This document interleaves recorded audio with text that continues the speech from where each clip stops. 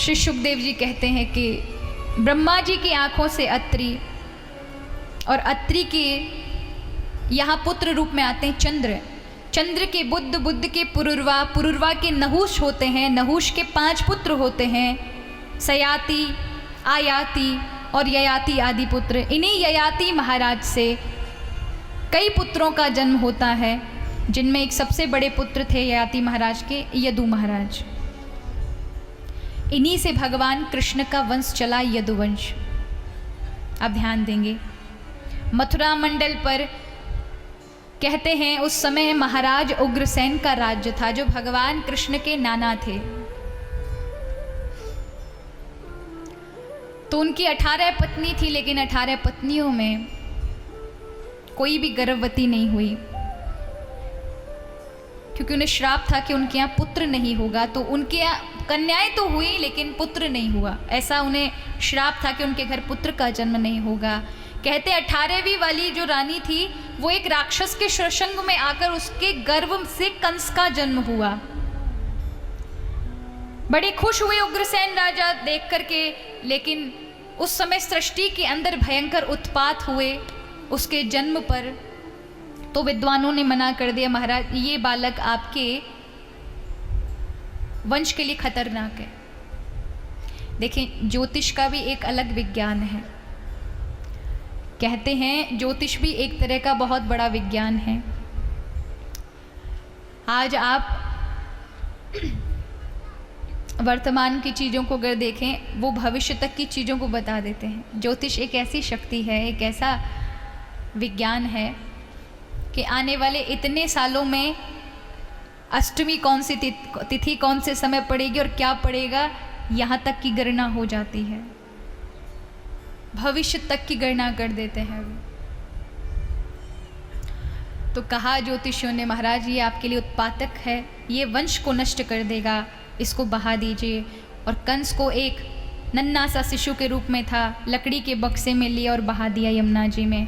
उसी समय वसुदेव जी के पिताजी सूरसेन यमुना जी में खड़े हैं कि तपश्चर्या कर रहे थे, क्योंकि उनके कोई पुत्र नहीं था। ये वसुदेव आदि जो पुत्र हुए सूरसेन महाराज के, ये कंस के बाद हुए। तो बहता हुआ बक्सा इनसे टकराया, इन्होंने खोला तो उसमें कंस था। बड़े खुश है गए महाराज कि मोखू यमुना मैया ने इतनो प्यारो पुत्र दियो है, घर में लाकर पाल लिया। और 10 साल बाद वसुदेव जी का जन्म होता है। और यहाँ पर कहते हैं कि कंस को बड़े होकर के 11 वर्ष की उम्र में पता चला कि उसके पिता ये सूरसेन नहीं, एक चक्रवर्ती सम्राट मथुरा नगरी के उग्रसेन महाराज हैं। तो पिता के प्रति बड़ा वैर उसके मन में आ गया, इस पिता ने मेरा त्याग कर दिया, इसको छोड़ूंगा नहीं।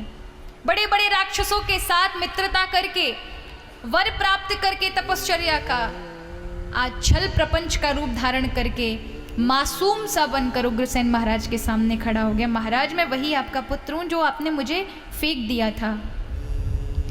मैं आप बूढ़े माता पिताओं की सेवा करना चाहता हूँ। कहते ना, कोई व्यक्ति किसी चीज़ के लिए ललायित हो ना, और उसे वो सुख उससे वंचित हो और उसे एकदम से कोई सुख मिल जाए, तो वो उसका ये नहीं देखता कि इस सुख का विपरीत भी कुछ हो सकता है, गलत भी हो सकता है, इससे दुख भी मिल सकता है। लेकिन नहीं, जैसे पतंगा होता है, रोशनी को देख करके दौड़ पड़ता है, उसके प्रेम को देख करके उस रोशनी से आकर्षित होकर भूल जाता है कि यही रोशनी उसे खत्म कर देगी।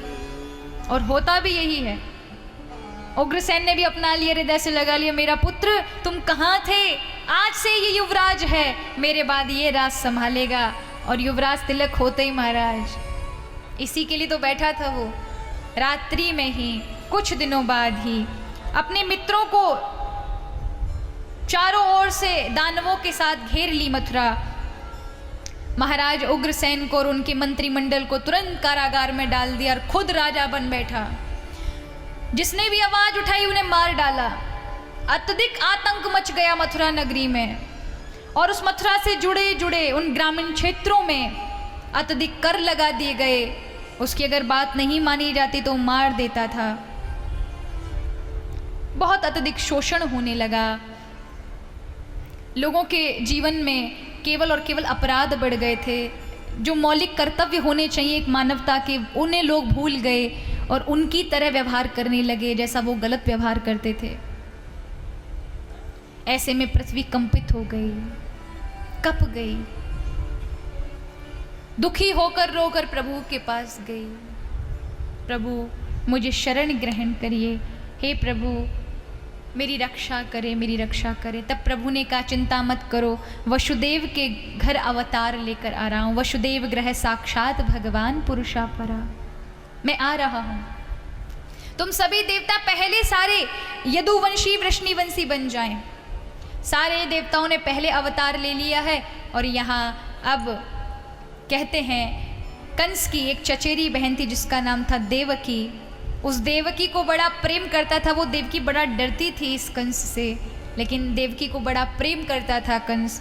आज उसने वसुदेव के साथ देवकी का विवाह कराया और लोगों को अपना प्रेम, जो कि उससे डरते थे, होते हैं ना कई लोग बड़ी स्ट्रेटजी अपनाते हैं, नई नई चीज़ें जिससे लोग आकर्षित हो, तो उस कंस का भय था प्रजा में। तो अपना प्रेम दिखाने के लिए कि मैं अपनी बहन को, तुम ऐसा मत समझो मैं बाहर से कठोर दिखता हूँ लेकिन मैं हृदय से बड़ा प्रेमी हूँ, ये दिखाने के लिए प्रजा के बीच से अपनी बहन को हृदय से लगाकर रोता हुआ जा रहा था। तभी आकाशवाणी हुई, क्योंकि देवताओं को ये चीज़ें सहन नहीं होती, मगर कुछ ना कुछ कबड़ा करने के लिए बैठे रहते हैं वो। उन्होंने कहा ये दुष्ट और इतना प्रेम, और जनता बेचारी रो रही है इसके प्रेम को देख करके। तो उन्होंने क्या किया, वही आकाशवाणी कर कि जिस बहन को बड़े प्रेम से लेके जा रहा है, इसी बहन का 8वां गर्भ तेरा काल होगा, तो उसी के हाथों मारा जाएगा। बस इतना ही सुनना था, सब प्रेम धुल गया महाराज। तुरंत तलवार खिंच गई, म्यान से निकाली, केस पकड़ लिए, वो आंसू सब पूछ गए, हमारे अंदर ही चले गए।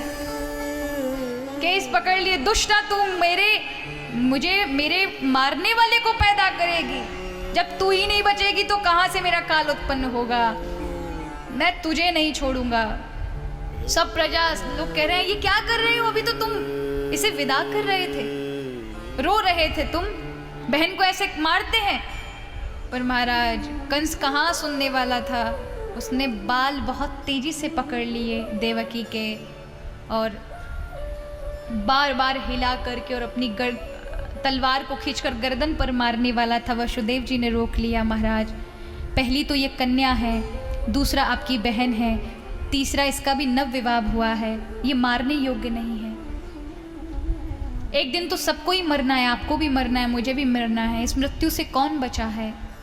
तो कंस कहता है मैं इस बात को अमर करना चाहता हूँ, मैं नहीं मरूंगा, मृत्यु मेरे वश में रहनी चाहिए। वसुदेव तुमने नहीं सुना इस आकाशवाणी ने क्या कहा था। वसुदेव जी कहते हैं महाराज मैंने सुना था, बोले तो मैं विधि के विधान को बदलना चाहता हूँ। वसुदेव ने देखा ये टेढ़ी बुद्धि का नहीं मानने वाला, तो कहा महाराज आपको मेरी पत्नी से भय नहीं है, मेरी पत्नी के बच्चों से भय, 1 से लेकर के 8 तक के सारे बालक आपको सौंप दूंगा, पर मेरी पत्नी को कुछ मत कहो। कंस ने बात स्वीकार कर ली, उन्हें जाने नहीं दिया, अपने महल में ही ठहरा लिया। पहला बालक हुआ, बड़ा ही सुंदर था, वसुदेव जी लेकर गए, कंस के हाथ में दिया। कंस ने कहा नहीं मुझे तो 8वां वाला चाहिए, ले जाओ। अब ये 1 से लेकर 6 तक जो बालक होंगे ये देवता थे, इनको कोई अपराध बन गया था जिसके कारण इनका जन्म था और जन्म होते ही मृत्यु होके ये देवत्व इन्हें प्राप्त हो जाता। लेकिन कंस ने तो इन्हें क्षमादान देकर और जीवन जीने की मोहलत दे दी। अब ये देवता कैसे बनेंगे, क्योंकि ये कर्म बंधन में बन जाएंगे। अगर इनके हाथों से कोई कर्म बन गया तो फिर बार बार चक्कर लगेगा संसार का, फंस जाएंगे।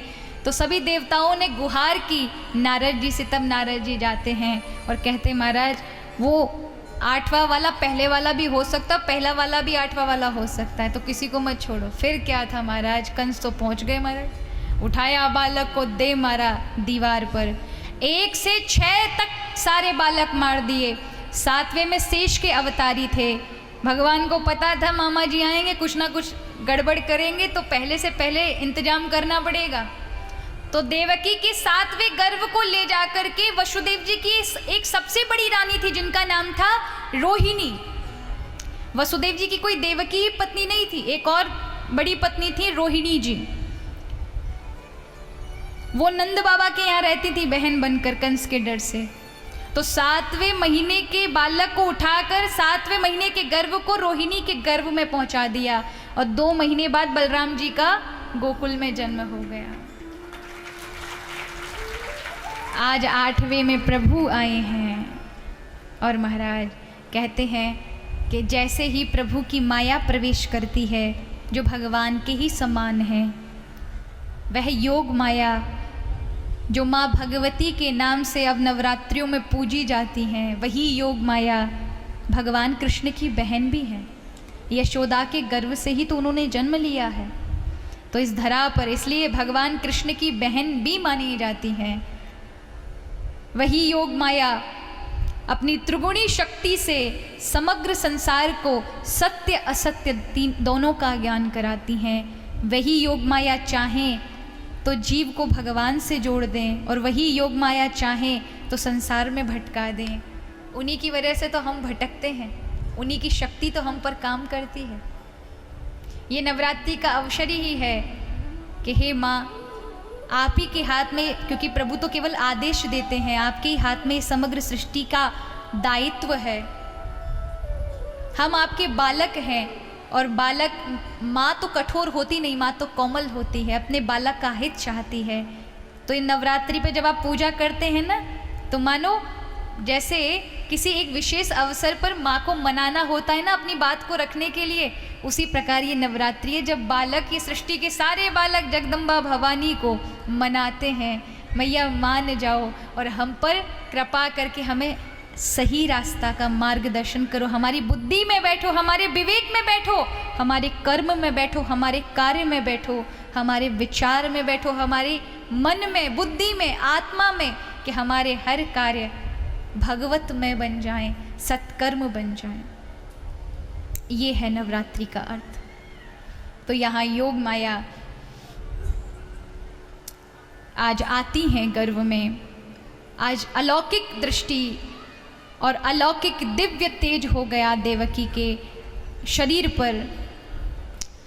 नजर बंद कर दिया था कंस ने, लेकिन भगवान की वैष्णवी माया के साथ प्रभु वहाँ विराजमान है, तो अंधेरे में भी प्रकाशित कर रहा है वो नन्हा सा प्यारा सा देवकी का गर्भ, जिससे प्रकाशित होकर के वो कारागार की कालिमा भी हट गई है। 20,000 सैनिक लगा दिए गए हैं रक्षा के लिए कि 24 घंटे तैनात रहो, जैसे ही काल जन्म लेता है मुझे बताओ, मैं मार दूं। अगर तुम्हें लगे संकोच हो कि वो भाग रहा है तो तुम लोग मार देना। बड़े बड़े असुर, उनसे भी ज़्यादा जो चतुरंगनी सेना लगा रखी थी, उनके बाद असुरों की सेना लगा रखी थी कि उड़ने वाला हो तो तुम पकड़ लेना। बड़ा इंतजाम करके वो रात्रि में सोया ही था। भादो मास कृष्ण पक्ष आया, अष्टमी तिथि आई, अभिजीत मुहूर्त आया। ठीक बुधवार को भगवान ने उस कारागृह में अवतार लिया। बोलिए बाल कृष्ण लाल की जय। भगवान अपने माँ पिता के समक्ष प्रकट हुए चतुर्भुज रूप में, और वसुदेव देवकी के सामने वो अनंत प्रकाश था जिससे वो अच्छे से देख नहीं पा रहे थे, उनकी आंखें मिच गई। तब उस सुंदर सौम्य प्रकाश में से आवाज आती है, माँ पिताजी मैं आ गया।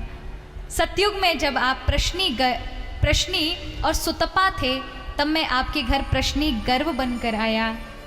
फिर सतयुग में आपने कश्यप अदिति का रूप लिया तो मैं बामन बनकर आया, और इस द्वापर युग में आपने देवकी वसुदेव का रूप लिया है तो मैं कृष्ण बनकर आया हूँ। कहा मुझे यहाँ से आप, अगर आप चाहते हैं कि मेरी अवतार लीला चले, मैं आज भी इसी समय कंस को मार कर जा सकता हूँ, लेकिन मेरे अवतार का हेतु बहुत आगे तक जाएगा। कई भक्तों के साथ साथ मुझे और भी इस पृथ्वी का भार हरण करना है, इसलिए मुझे गोकुल में छोड़ आओ नंद बाबा के यहाँ, और नंद बाबा के यहाँ जो कन्या अभी उसने जन्म लिया है वो मेरी शक्ति, उसे ले आओ। यहाँ वसुदेव जी कहते महाराज हाथों में हथकड़ियाँ, पैरों में बेड़ियाँ, कारागार, और फिर इतने सारे सैनिक सुरक्षा में कैसे जाऊँगा। प्रभु ने कहा चिंता ना करो, एक बार उपाय करो। आज जैसे ही कहा ऐसा ही तो तुरंत उसी समय हाथों की हथकड़ियां खुली, पैरों की बेड़ियां खुल गईं। 20,000 सैनिक मानो गहरी निद्रा में सो गए, उन्हें कुछ पता ही ना चला। देवकी ने दुग्ध पान कराया, ठाकुर जी को चूमा, एक डलिया में रखा। डलिया को उठाया तो हाथों की हथकड़ियां खुल गईं, पैरों की बेड़ियां खुल गईं, दरवाजे अपने आप खुलने लगे, ताले टूट गए। वसुदेव जी ने सिर पर उठाया, धीरे धीरे चलकर जैसे ही बाहर आए तो बहुत तेज वर्षा देखी, बहुत तेज वर्षा हो रही है। और महाराज, ये प्रकृति भी भगवान जब आते हैं तो अपने आप को सजाती है। कालिंदी माँ यमुना भी कल कल कल कल करके बहती थी शांत भाव से, आज उत्साह से उफन रही है। बहुत तेज वर्षा हो रही है। 49 प्रकार की पवन होती हैं, हवाएं होती हैं, वो सब एक साथ बहा दी गई हैं। आज प्रकृति को बड़ा सुंदर सजाया गया है। जो पुष्प एक ऋतु के अवसर पर खुलते हैं वो आज भगवान के आगमन पर सब खिल गए हैं। थोड़ा चंद्रमा भी दिखाई देता है, फिर बादल ढक देता है, फिर वर्षा बहुत तेज झमाझम बरस रही है। इतनी तेज वर्षा है कि वसुदेव जी को डर लग गया कि क्या होगा। यहाँ तो कोई नाविक भी नहीं है, मैंने कभी, मुझे तैरना आता नहीं, कैसे अपने बालक को लेकर जाऊंगा। और महाराज, यहाँ वसुदेव जी ठाकुर जी का नारायण का नाम लेकर अंदर यमुना जी में घुस जाते हैं और लेकर जा रहे हैं। यहाँ वसुदेव जी आए हैं, रात्रि का अंधकार था और उस अंधकार में पता ना चला। और यहाँ पर आज कहते हैं कि गोकुल में वसुदेव जी का प्रवेश हुआ। सब सो रहे थे ब्रजवासी, काहू को पतो नहीं चली कब छोरी ते छोरा, छोरा ते छोरी है गई। महाराज, यहाँ वसुदेव जी आए हैं रात्रि में, यशोदा जी की बगल से लाली उठाई, अपनो लाला वहाँ रखो। और महाराज आज लौट आए मथुरा की ओर। यहाँ ठाकुर जी का आज सुबह रोने की आवाज़ सुनी और चारों ओर हल्ला मच गयो। भैया नंद के यहाँ का भयो है, आवाज़ आई है रोवे की। आज नंद बाबा की बहन दौड़ी दौड़ी यशोदा जी के पास गई, भाभी का भयो है। यशोदा जी ने कहा लाला भयो है। फिर तो क्या बात है महाराज, बधाई है वे लगी, बोलो बधाई है, बधाई है, नंद बाबा के यहाँ लाला भयो है। और महाराज फिर तो सारे ग्वाल बाल सज धज के, क्योंकि सभी तैयारी से बैठे थे महाराज, खूब सारे पोशाक आदि सिलवाई हुई थी, सब तैयार हो गए, सब दौड़ पड़े नंद बाबा के यहाँ।